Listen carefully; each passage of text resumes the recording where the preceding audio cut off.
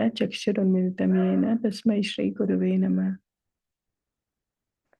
We are continuing to read Nectarean Ocean of the Holy Name.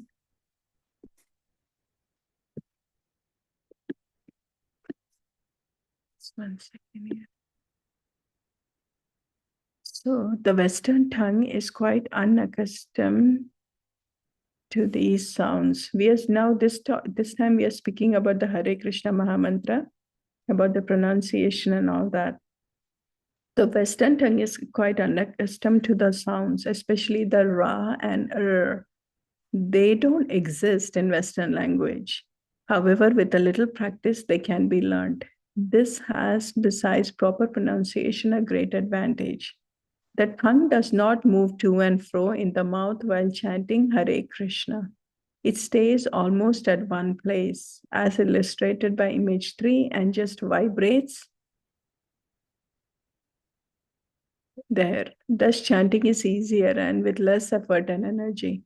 The holy name appears more swiftly as Srila Prabhupada wanted. The mantra can flow in an undisturbed way, so to say. So it's just showing how the tongue has to be when we say those words, ka, kha, ga, gha, ga, na, and all that. But I think that for us, since we're used to these words right from the beginning, we don't have much trouble with pronunciation because all of that will just come. Yeah, this is all for practice. The different pronunciation of the vowels a and ah is also important. The short a in Hare, short a in Hare, Krishna and Rama is close like in but. The long a in Rama is open like in far. This contrast should be clearly heard. The A in Hare is pronounced like red, but not longer, not E like in ki, they, or as it's sometimes heard. The consonants ha and ma are spoken like in English, hut and mud. If you go through all the letters of the Hare Krishna Mahamantra, examining them by the above rules, you will quickly get acquainted with the pronunciation and your chanting will increase in quality. The proper meter and rhythm. One of the most important features in speaking Sanskrit mantra is the proper rhythm. Like the pronunciation, it is exactly defined without any exceptions and thus easy to learn. There are only 2 kinds of syllables. They're either short or long. Long syllables are twice as long as their short ones. Syllables are short if they contain a short vowel, namely A, I, U, R. And if they are followed by only one consonant or if they are at the end of a line. Thus, the following syllables are short in the Hare Krishna Mahamantra. They all have a short A and are followed by only one consonant. So, Hare Krishna Rama. All other syllables are long. That is, if they all contain a long vowel, namely, whenever you see that, the upper thing is like the Balaram font, then it is like a long vowel. Or if they're followed by more than one consonant, the following syllables are long in the Mahamantra. Hare, long vowel E.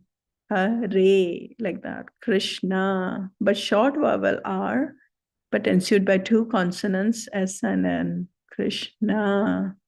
Rama, long vowel A.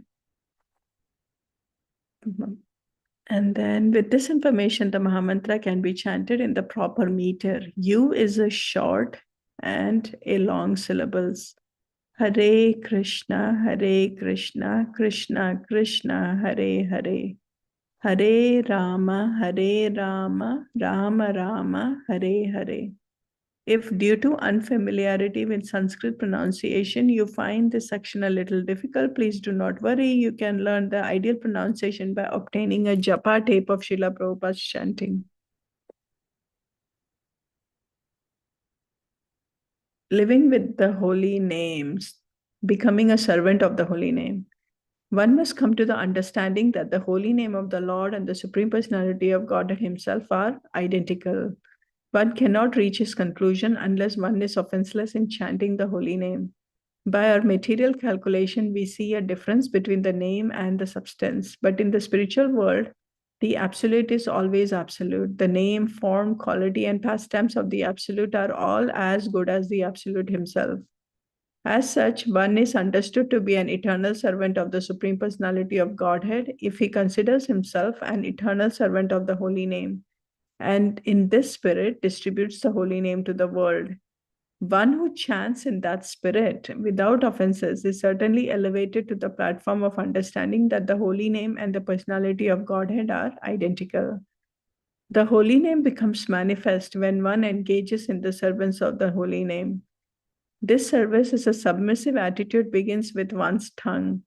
Sevan mukhehi jivado. One must engage his tongue in the service of the holy name. Our Krishna consciousness movement is based on this principle. We try to engage all the members of the Krishna consciousness movement in the service of the holy name. Chaitanya Charitamrita Adi 8.16 purport. Here Srila Prabhupada underlines two ways how to serve the holy name. With the tongue by chanting and with propagating it all over the results, all over the world. Now let's just read the next section too. Results of giving up chanting. What happens if we give up chanting? In the Srimad Bhagavatam, King Prithu prays to Lord Vishnu. My dear, highly glorified Lord, if one in the association of pure devotees hears even once the glories of your activities, he does not, unless he is nothing but an animal, giving up the association of devotees, for no intelligent person would be so careless as to leave their association. The perfection of chanting and hearing about your glories was accepted even by the goddesses of fortune, who desired to hear of your unlimited activities and transcendental glories. Srimad Bhagavatam 4:20-26. Srila Prabhupada comments, Maharaj Prithu maintains that the attraction of this chanting is so great that one cannot give up the process unless he is an animal. This is the case even if one comes in contact with this transcendental vibration by chance.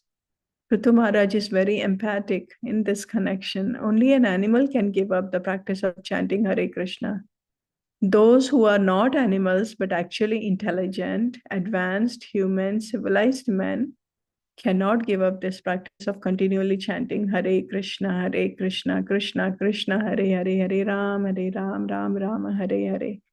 The human being is the only life form which is endowed with the intelligence to understand the need for spiritual practice and has the required senses to engage in regulated devotional service.